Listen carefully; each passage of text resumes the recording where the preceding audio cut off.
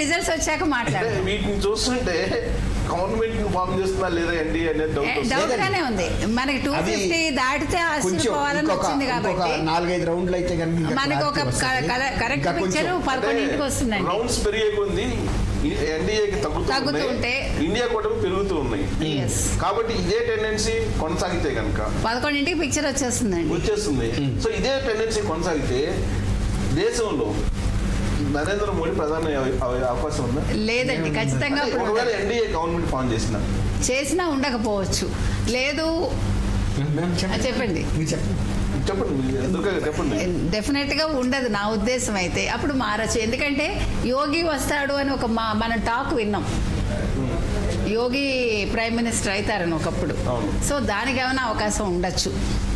కానీ ఇప్పుడు వచ్చినప్పుడు ఎలక్షన్స్ టైంలో ఓవరాల్గా నరేంద్ర మోదీ 3.0 మోదీ 3.1 వచ్చింది, కానీ యోగి 1.1 అనేది ఎక్కడా రాలేదు. అదే మరి జరగనివే జరుగుతాయి. మీకు అదే ఎన్నికలు. ఇంకోటండి, ఇప్పుడు భారతీయ జనతా పార్టీకి మాతృగా భావించే ఆర్ఎస్ఎస్ ఇప్పుడు పరిణామాలన్నింటినీ కూడా ఫ్రెష్గా అసెస్ చేసి నిజానికి ప్రైమ్ మినిస్టీరియల్ క్యాండిడేట్గా ఒకవేళ కనుక బీజేపీ రాగలిగి అతి కష్టం మీద వస్తే ఇమేజ్ని పెంచగలిగే పరిస్థితి ఎవరుంటుంది అనేది వాళ్ళు అసెస్ చేస్తారండి. వాళ్ళు నిర్ణయిస్తారు, బీజేపీ నిర్ణయించదు. సార్ ఇప్పుడు ఇదే లీడ్స్ కంటిన్యూ అయితే ఒకవేళ గవర్నమెంట్ ఏర్పాటు చేసేసి ఎన్డీఏ అప్పుడు యోగి ఏపీ రిజల్ట్స్ చూసుకుంటే కర్నూలు పార్లమెంట్ లో క్లీన్ స్వీప్ చేసింది టీడీపీ అని మనకి వస్తుంది. 7 అసెంబ్లీ స్థానాల్లో 6 సెగ్మెంట్లలో ముందంజలో ఉంది టీడీపీ. వైసీపీ బలంగా ఉన్న జిల్లాల్లో కూడా భారీగా ఎదురుగాలి వీచింది ఫ్యాన్ కి అని అంటున్నారు. సో ఇప్పుడు 145 దాటే అవకాశం ఉందండి. అది ఇప్పుడు 160కి వచ్చేస్తుంది. 150 కూడా దాటిపోతుంది. 150 కాదు 160 అయిపోయినా ఆశ్చర్యపోకల్లా. సో కర్నూలు లాంటి వైఎస్ఆర్ కాంగ్రెస్ పార్టీ చాలా బలంగా అనుకున్న జిల్లా అది కర్నూలు జిల్లా. రాయలసీమలో కూడా బలంగా ఉంది. రాయలసీమ కర్నూలే కదండి. ఇప్పుడు కడపలోనే డౌట్ వచ్చిన పరిస్థితుల్లో కర్నూలు గురించి బాగా ఉంది. అంటే ఈవెన్ మైదుకూరు కూడా తరతరాలుగా వాళ్ళకే వస్తుంది. But for the first time TDP lead లో వచ్చింది మైదుకూరులో. సో దాన్ని బట్టి మనం అర్థం చేసుకోవచ్చు అంటారా? వేవ్ అనేది వచ్చేసిందండి. అంటే యాంటీ గవర్నమెంట్ అండి. ఇది కాదు, ఇది యాంటీ గవర్నమెంట్ కంటే కూడా I won't agree with you sir. ఇది యాంటీ గవర్నమెంట్ అంటే అనే కంటే చంద్రబాబు నాయుడు మీద పాజిటివ్ గా ఉన్న ఓట్లు ఇవన్నీ కూడా. ఇది పాజిటివ్ ఓటింగ్ ఈసారి. వాళ్ళ మీద నెగిటివ్ కాదు, చంద్రబాబు నాయుడు గారి మీద ఉండే ఒక పాజిటివ్ ఓటింగ్ గా దీన్ని తీసుకోవాలి. అది ఉంది, ఆయన మీద వ్యతిరేకత. సరే, రిజల్ట్ అప్డేట్ చేస్తే కనుక తెలుగుదేశం పార్టీ 12 స్థానాల్లో లోక్సభలో లీడ్లో ఉంది. వైఎస్ఆర్ కాంగ్రెస్ పార్టీ 2, బీజేపీ 4 స్థానాల్లో లీడ్లో ఉంది. అంటే దీన్ని బట్టి మనకి కూటమి దాదాపుగా 18 స్థానాల్లో 23 వచ్చేస్తాయండి. స్థానాల్లో లీడ్ లో ఉంది. కేవలం 2 స్థానాల్లోనే లీడ్ లో ఉంది వైఎస్ఆర్ కాంగ్రెస్ పార్టీ. చివరికి ఏమవుతుందో తెలియదు. అయితే దీన్ని బట్టి మనం కేకే సర్వేకి దగ్గరగా వెళ్తున్నట్టు అనిపిస్తుందా? మాక్సిమం 3 అయితే దాటదండి వైఎస్ఆర్సీపీ బాగా వస్తే. అయితే బాగా అది కూడా మీరు అన్నట్టు 2కే పరిమితం అవుతుంది. 60 స్థానాలు అసెంబ్లీలో కూడా దాటే పరిస్థితి, 60 కూడా వెళ్ళే పరిస్థితి లేదు. ఇంకా కూడా తగ్గుతుంది. 50 లోపుకి పడే పరిస్థితి అని కనపడుతుంది. సో మనం బ్రేకింగ్ న్యూస్ చూస్తున్నాం. వైఎస్ఆర్ కాంగ్రెస్ పార్టీ బలంగా ఉన్నటువంటి జిల్లాల్లో కూడా తెలుగుదేశం పార్టీ క్లీన్ స్వీప్ దిశగా వెళ్తున్నటువంటి క్రమంలో కేకే సర్వే ఏం చెప్పారో అదే నిజం అయ్యే పరిస్థితులు కనిపిస్తూ ఉన్నాయి.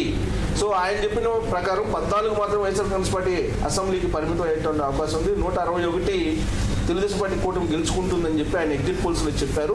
ఆయన వైపు అందరూ కూడా చూస్తున్నటువంటి చీపురుపల్లిలో అయితే బొత్స ముందంజలో ఉన్నట్టుగా మనకి అప్డేట్ వస్తుంది. ఇది మనకి మనము చెప్పాం, ఎగ్జిట్ పోల్ కూడా చెప్పింది బొత్స సర్వేలో చెప్పలేదు. కేకే సర్వే నేను తీసుకోలేదండి, జనరల్ సర్వే చెప్తున్నా. సో ఫలితాలు చూస్తుంటే కనుక క్లియర్ గా తెలుగుదేశం పార్టీ కూటమికి ఆంధ్రప్రదేశ్ లో స్వీప్ చేసేటువంటి పరిస్థితులు కనిపిస్తున్నాయి. బట్ దేశంలో ఉండేటువంటి పరిస్థితులు అయితే మారిపోయి రివర్స్ లో ఉన్నాయి అక్కడ. సో ఇక్కడ నాకు మీ దగ్గర నుంచి దుర్గా గారు ఫైనల్ గా ఇక్కడ నుంచి వేరే దగ్గరికి వెళ్లే ముందు స్టూడియోకి ప్రధానమంత్రి నరేంద్ర మోడీ 3వ అయ్యే అవకాశం ఉందా? కొంచెం కష్టం అనిపిస్తుందండి. ఇప్పటికైతే కష్టం అనిపిస్తుంది. 11ంటికి మనం కరెక్ట్ గా చెప్పచ్చు. అంతే. బట్ వ్యూస్ అయితే చూస్తే కనుక ఓడిపోయే అవకాశాలు కనిపిస్తున్నాయి. కాకపోతే ఇంకొక 2 రౌండ్లు అయితే పూర్తి పిక్చర్ వచ్చేస్తుంది. ఇక్కడ ఆల్రెడీ అంతకు ముందే సర్వేలు అంచినప్పుడు సెకండ్ వర్షన్లో ఇప్పించింది ఏంటంటే గడ్కరీ అవుతారని, యోగి పేరు లేదు కానీ గడ్కరీ కావచ్చు. ఇప్పుడు ఆర్ఎస్ఎస్ వాళ్ళు ఏదో కొంత ప్లే చేశారండి, ఉండొచ్చు. కానీ గడ్కరీ కూడా అయ్యే ఛాన్సెస్ తక్కువ, చెప్పలేం. ఫ్లూక్ లో అయితే అవ్వచ్చు తప్ప. అంటే యోగి నాట్ మేబీ ఇమీడియట్ గా రాకపోవచ్చు. ఒక 1 year గడ్కరీని పెట్టి 1 year తర్వాత యోగి వచ్చే అవకాశం రావచ్చు. ఒకవేళ అలా కూడా తీసుకోండి.